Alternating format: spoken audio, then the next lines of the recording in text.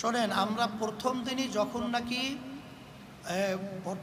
আওয়ামী সরকার যখন নাকি পতন হলো, তখনই কিন্তু দেশবাসীর উদ্দেশ্যে আমাদের একটা কথা সকলের প্রতি গিয়েছিল। আপনারা দেখছেন কিনা, নজরে আসছে কিনা তা জানি না। তখনই কিন্তু সংখ্যালঘু সহ তাদের জানমালের ইজ্জত এবং তার মালের হেফাজতের সংরক্ষণের ব্যাপারে আমরা কিন্তু পরিষ্কার বলেছি। এবং আজকেও আপনারা দেখবেন, গতকালকে সহ সারা দেশে সংখ্যালঘু সহ বাংলাদেশে যারা বসবাস করছে তাদের জানমাল এবং তাদের ধর্মীয় উপাসনালয়, তাদের মন্দির সহ সেটা আমাদের লোকজন পাহারা দিচ্ছে। সেভাবে আমাদের পরিষ্কার, এটা ইসলাম ধর্ম কখনোই কোনো জাতির জানমাল ক্ষতির কখনোই তারা এটা প্রশ্রয় দেয় নাই।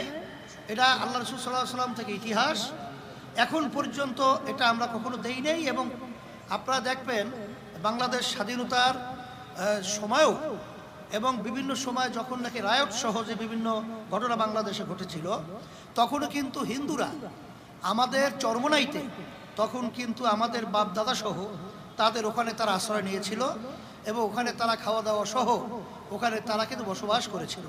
এটা কিন্তু পরিষ্কার। এর মাধ্যমে আপনারা জানতে পারবেন যে ইসলামী আন্দোলন বাংলাদেশ কখনোই আমাদের মাধ্যমে, এবং আমরা কখনোই এদের কোনো জানমালের ক্ষতি হোক এ ব্যাপারে কাউকে কোনোদিন ছাড় দেই নাই এবং ছাড় দেব না। এবং এটা সম্পূর্ণ একটা ঘৃণিত এবং সম্পূর্ণ একটা ধর্মীয় চেতনার বাইরের কাজ যারা করে।